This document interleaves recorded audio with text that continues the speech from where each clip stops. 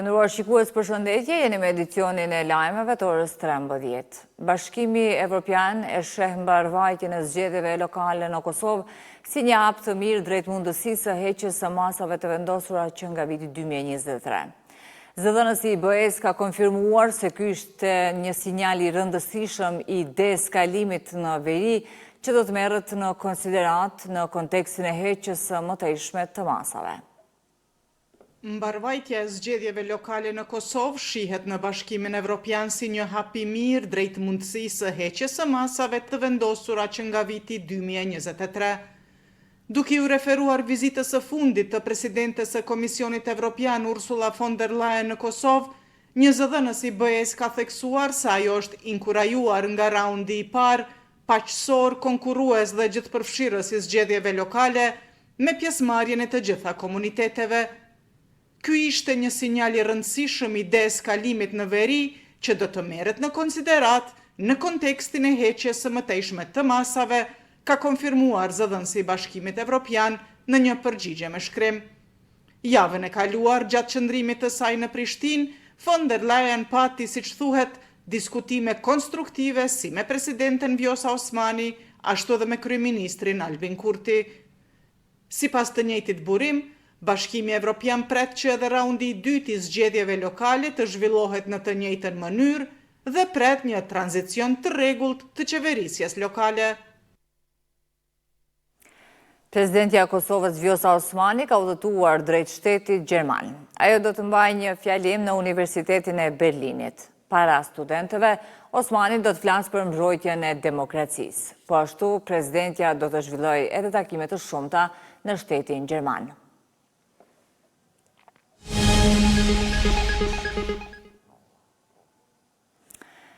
Në shënimin e 25 vjetorit të agjendës për gratë, paqen dhe sigurinë, presidentja Vjosa Osmani ka pritur delegacionin e bordit këshillues të qeverisë së Mbretërisë së Bashkuar të iniciativës për parandalimin e dhunës seksuale gjatë luftës.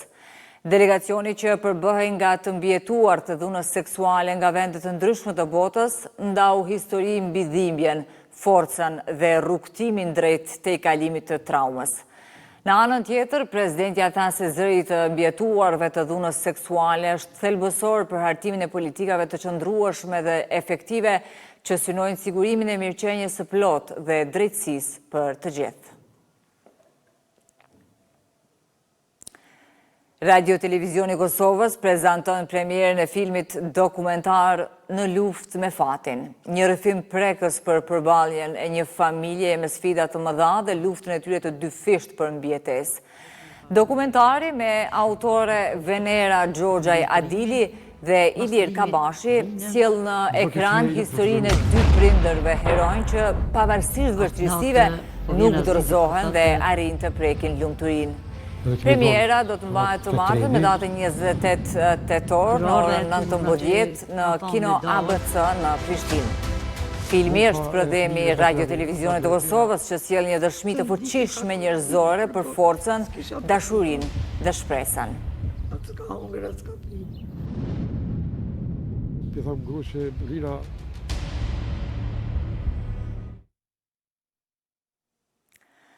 Ndrojmë temë të informacionit. Prokuroria themelore në Prizren ka ngritur akt akuzë ndaj personit me inicialet M.G, shtetas turk, i cili akuzohet për vrasjen me thik të vajzës së tij dhe për sulm ndaj vajzës tjetër dhe bashkëshortës. Sipas akt akuzës, i dyshuari në mëngjesin e datës 6 maj të këtij viti kishte shkuar në dhomën e dy vajzave të tij, teksa ato po flinin dhe i kishte goditur ato. Sipas plagave të marra, viktima me inicialet Sh.G kishte vdekur në vendin e ngjarjes.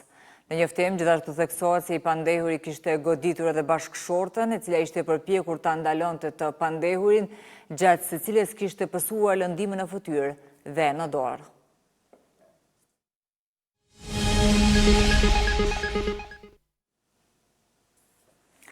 Policia e Kosovës ka nënshkruar sot një marrëveshje bashkëpunimi me Universitetin e Prishtinës, Fakultetin e Inxhinierisë Elektrike dhe Kompjuterike, me qëllim të ngritjes dhe zhvillimit të mëtejmë të kapaciteteve dhe burimeve njerëzore në fushën e teknologjisë së informacionit dhe komunikimit. Përmes kësaj marrëveshjeje, palët angazhohen për të forcuar bashkëpunimin reciprok, duke krijuar mundësi të reja për arsimim, trajnim profesional, shkëmbim përvojash akademike dhe praktike, si dhe për zhvillimin e projekteve të përbashkëta në fushën e sigurisë publike dhe të arsimit të lartë. Është mbajtur ceremonia hapëse e Festivalit të Teknologjisë DokuTech 2025. Presidenti Vjosa Osmani përmes një videomesazhi i u drejtua të pranishmëve, duke thënë se ardhmja e teknologjisë qëndron në bashkëpunim. Misioni ynë i përbashkët është ky: të krijojmë një Kosovë ku çdo i ri e çdo e re ka mundësinë të ëndrrojë, të shpikë e të ndërtojë.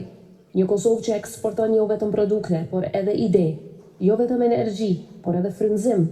Unë besoj me gjithë zemër se ardhmja digjitale e Kosovës po shkruhet nga njerëziu, me dijen, kreativitetin dhe përkushtimin që po e bëjnë Kosovën të njohur në çdo cep të botës. Agjencia për parandalimin e korrupsionit në bashkëpunim me misionin e OSBE-s në Kosovë ka zhvilluar 3 punëtori një ditore për përditësimin e planeve të integritetit. Sipas APK-s, gjatë këtyre sesioneve u prezantua çësia e re metodologjike për hartimin dhe përditësimin e planeve të integritetit, e cila pritet të zbatohet në fund të këtij viti. Pjesëmarrësit morën njohuri praktike për vlerësimin e rreziqeve, përmirësimin e planeve ekzistuese dhe forcimin e etikës institucionale në administratën publike.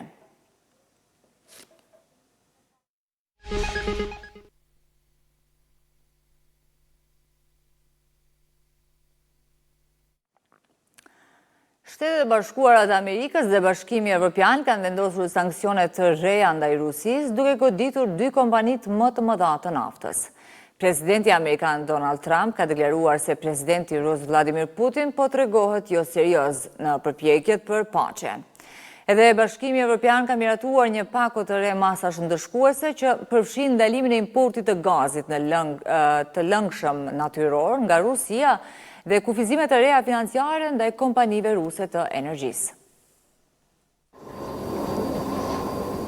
Presidenti amerikan Donald Trump ka njoftuar vendosjen e sanksioneve ndaj Rusisë, duke goditur 2 kompanitë më të mëdha të naftës, Rosneft dhe Lukoil, si formë presioni ndaj Moskës për ta detyruar të negociojë dhe të pranojë armëpushimin në Ukrainë. Njoftimi për sanksionet e reja u bë menjëherë pas anulimit të takimit të mundshëm mes 2 presidentëve në Hungari në ditët në vijim, ndërkohë që Rusia ndërmori sulme të ashpra pothuajse në gjithë territorin e Ukrainës. Presidenti Trump, pas bisedimeve që pati me sekretarin e përgjithshëm të NATO-s Mark Rutte lidhur me negociatat për paqe, tha se çdo herë kur flas me presidentin rus, kemi një bisedë të mirë, por më pas ato nuk çojnë askund. Gjatë bisedës në zyrën ovale me sekretarin Rutte, presidenti Trump e kritikoi presidentin Putin si jo serioz për arritjen e paqes dhe tha se shpreson që sanksionet e reja do ta detyrojnë Moskën të bëjë përparim në negociata. Sekretari amerikan i thesarit Scott Bessent deklaroi se sanksionet e reja ishin të nevojshme për shkak të refuzimit të presidentit rus për t'i dhënë fund kësaj lufte të pakuptimit. Këto kompani të naftës financojnë makinën luftarake të Kremlinit, ka thënë Bessent. Javën e kaluar, sanksione ndaj kompanive Lukoil dhe Rosneft ka vendosur edhe Mbretëria e Bashkuar. Në reagim, ambasada ruse në Londër tha se këto masa do të tronditin furnizimet me karburant në tregun global dhe do të rrisin çmimet në mbar botën. Ndërkohë, presidenti e Komisionit Evropian, Ursula von der Leyen, në një postim në rrjetet sociale, ka shkruar se të mërkurën ka biseduar me sekretarin amerikan të thesarit lidhur me mungesën e angazhimit të Rusisë në procesin e paqes. Ajo ka përshëndetur gjithashtu pakon e re të sanksioneve të BE-s të miratuara të mërkurën, të cilat përfshin ndalimin e importit të gazit të lëngshëm natyror nga Rusia.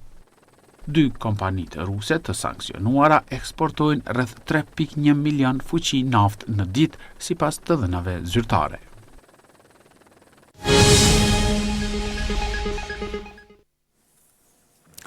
E vazhdojmë këtë edicion të lajmeve me informacione nga sporti. Kampioni Kosovës Drita do të ndeshet me skuadrën Cipriote Omonia në kuadër të gjirës së dytë në Ligën e Konferencës.